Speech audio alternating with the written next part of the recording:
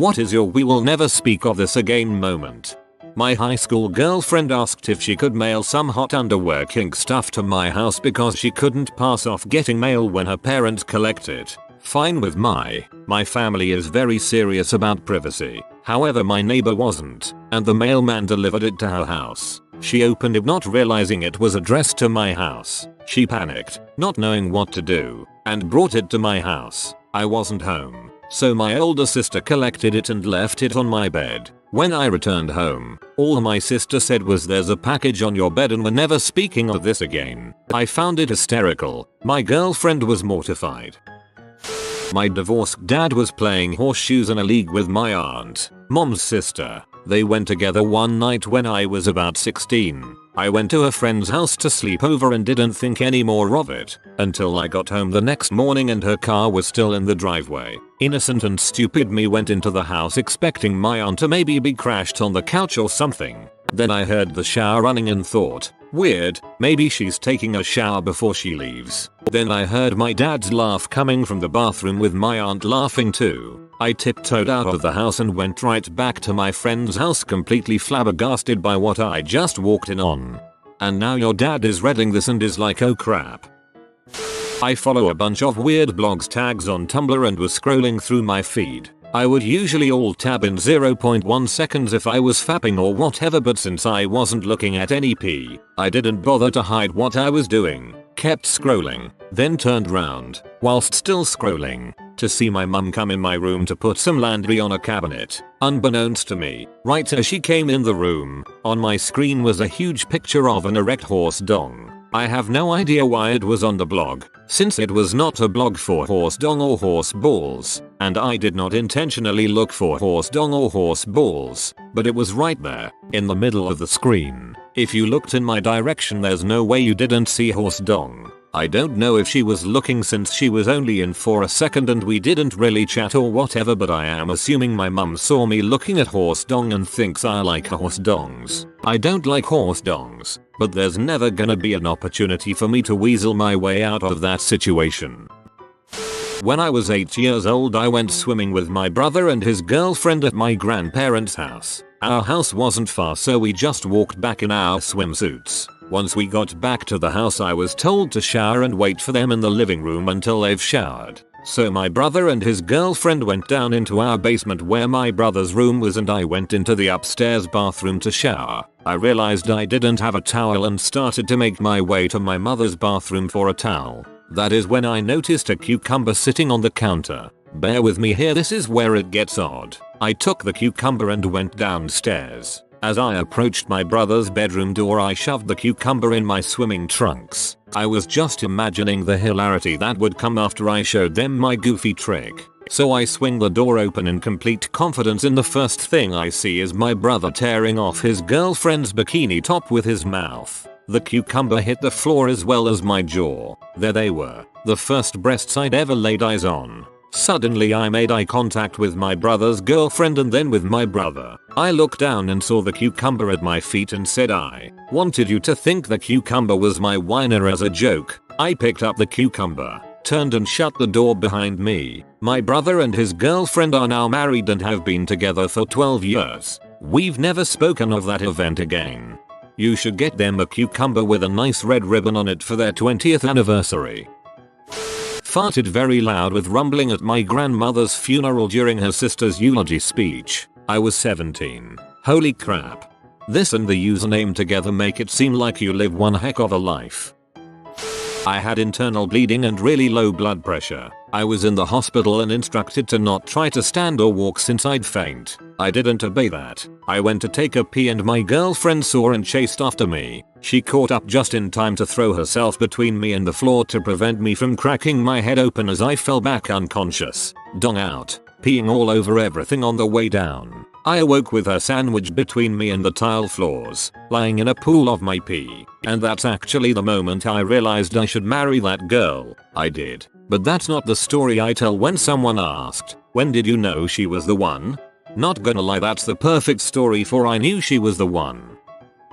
One faithful night when I was around 12, I woke up and for some reason I was sure I was hella late for school. I threw on some clothes and walked into the kitchen. still half asleep. What I saw in the kitchen was utterly confusing. My dad was standing there, dong out, chugging milk straight from the carton like a madman. I looked at him, but was too tired to be shocked. He on the other hand looked like he had been caught chugging milk by the ghost of Hitler. Then I looked up at the clock. It was 04 AM. I really didn't understand anything except that I could sleep more at this point. So without a word I just turned around slowly and went back to bed. The look on his face still haunts me. Holy nights after chugging milk with dong out. Edit. Obligatory thank you for the silver and the gold. Me and one of my friends were hanging out when we were probably 10 or 11. We went behind an elementary school on the weekend to play and ended up going behind a dumpster and getting naked and looking at each other. We never hung out again, and every time we saw each other throughout high school it was a little weird. I was about 15.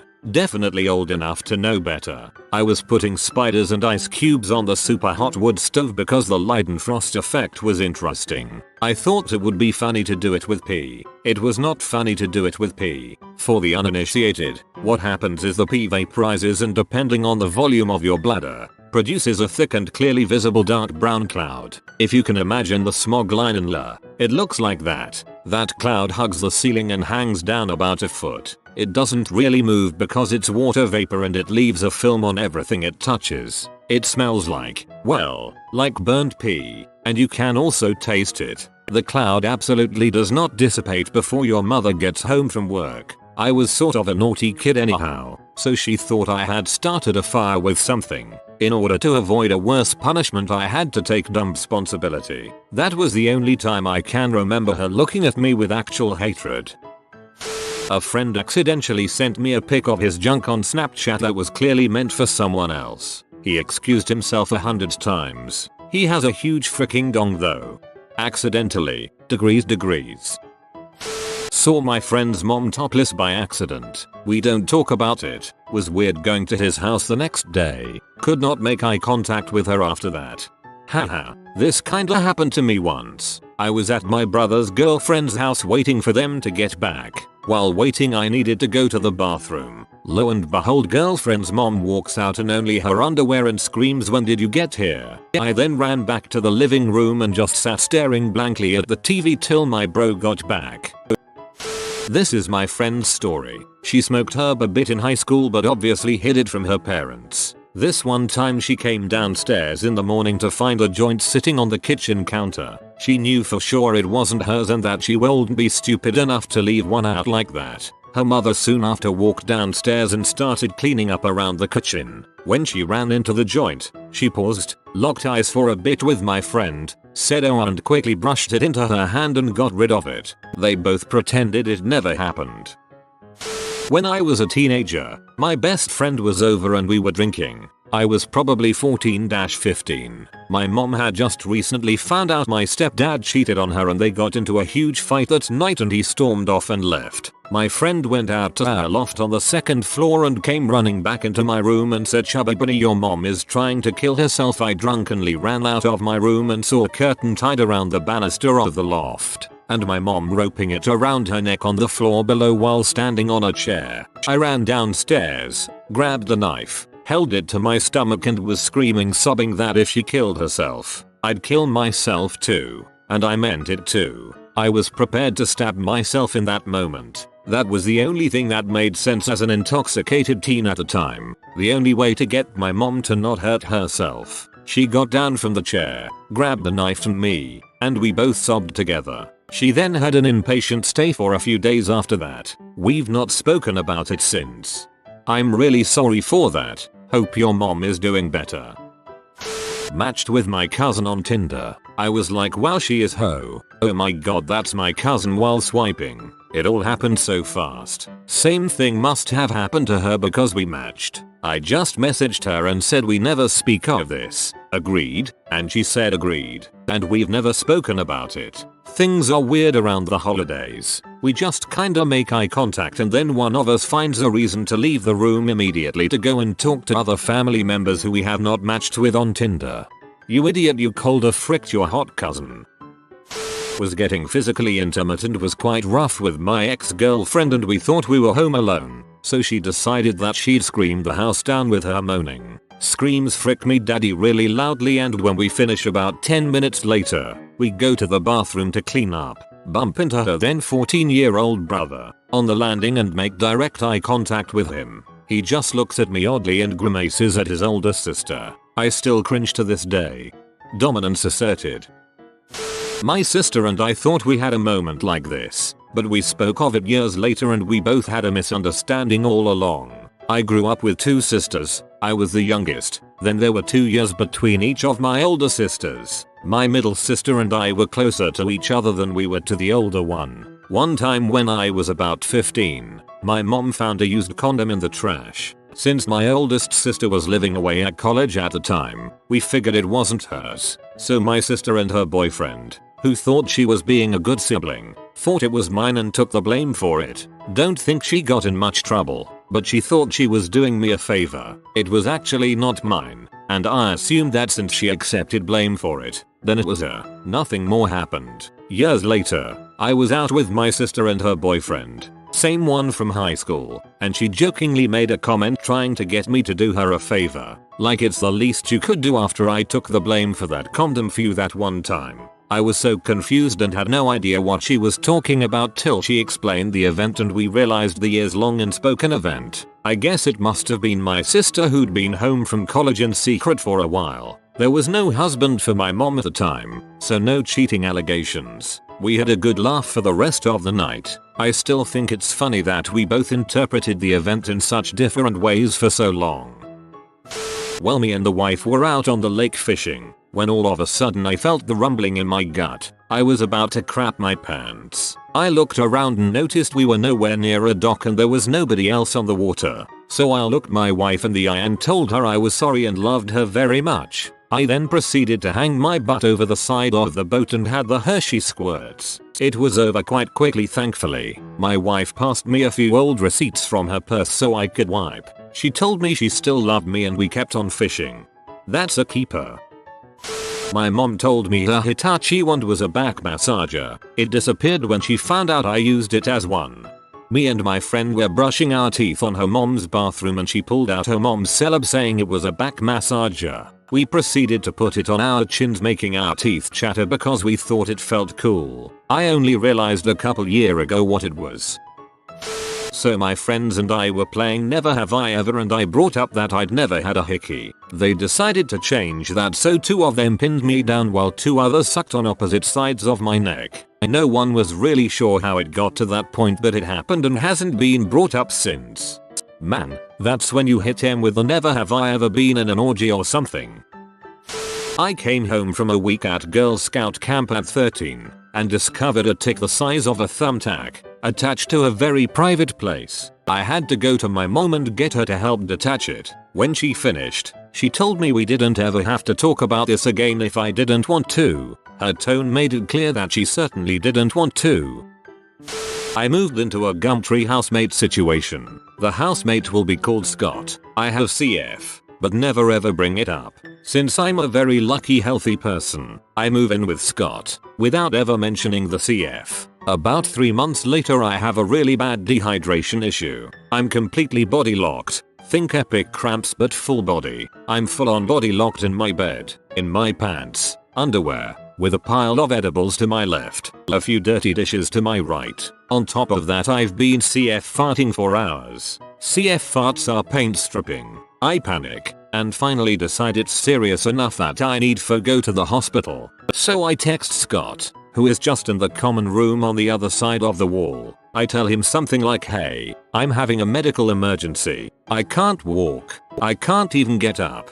Can you come into my room and help?" He is shocked, and he thought I was properly healthy. He comes in, my horrible fart cavern, sees how much pain I'm in, and how actually fricked I am. He goes into dad mode, ignores my messy room, ignores the stank, says not a word, picks me up, carries me to his van, throws me in the back so I can stay in the same shape, drives me to the hospital, carries me out, gives me to the nurses. 10 or 12 hours later I'm released. I've drip and hydrated. The nurses and him had talked, and he's there to pick me up. I thank him. He tells me that he's got love for me, then takes some home. I sleep for 14 hours. We haven't spoken of it again. He knows how much it meant to me. I bought him a bottle of whiskey and a bunch of cured swine. To this day Scott is one of my best friends in this town. I consider him a hero. I could have just locked up and been in pain till I dragged myself to the road and called 999. Love you, Scott. Oh, and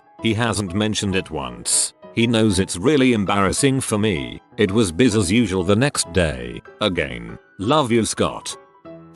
Teenage me, maybe 14. I find out a girl my age wants to suck me off in my neighborhood. We meet in the woods one night and do the deed. A week later she posts it on MySpace. That night I'm outside shooting hoops with my friends and her father walks over to my house and I immediately know what's going on. He asks to speak to my parents and I let him in the house. After the most painful hour of my life he appears out of the front door and leaves. My parents call me in and we discuss it and I cry like a bee from being embarrassed. It's been 15 years and it has never been brought up again.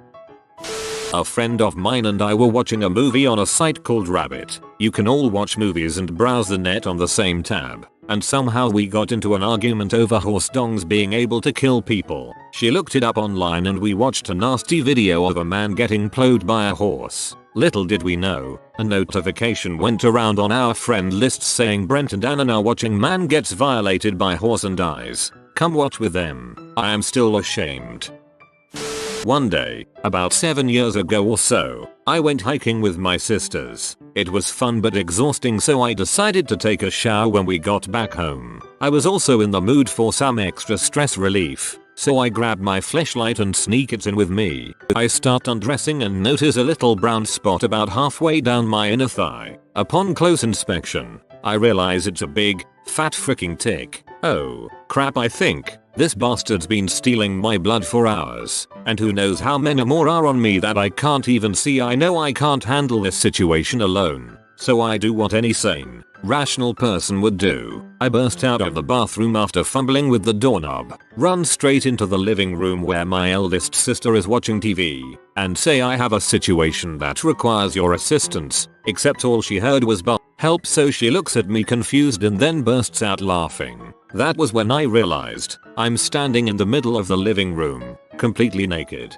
I cover my shame and run back to the bathroom to grab a towel. My sister stops laughing enough to come check on me, and I finally manage to put into words that I have a tick and need help removing it, as well as checking for more. My mom hears all the racket and starts coming out of her room to see what's what. At the same time my sister looks me dead in the eye, with the kind of face that just screams you're a goddamned moron, as she quickly and elegantly grabs my flashlight off the bathroom counter and chucks it into the cabinet under the sink right before my mom turns the corner. She ended up helping get rid of the tick and check for more, obviously trying very hard not to laugh, while I just sit there in silent misery. Afterward, I beg her to never mention this to anyone. I threw my flashlight away later that week, on garbage day, so nobody else would see it.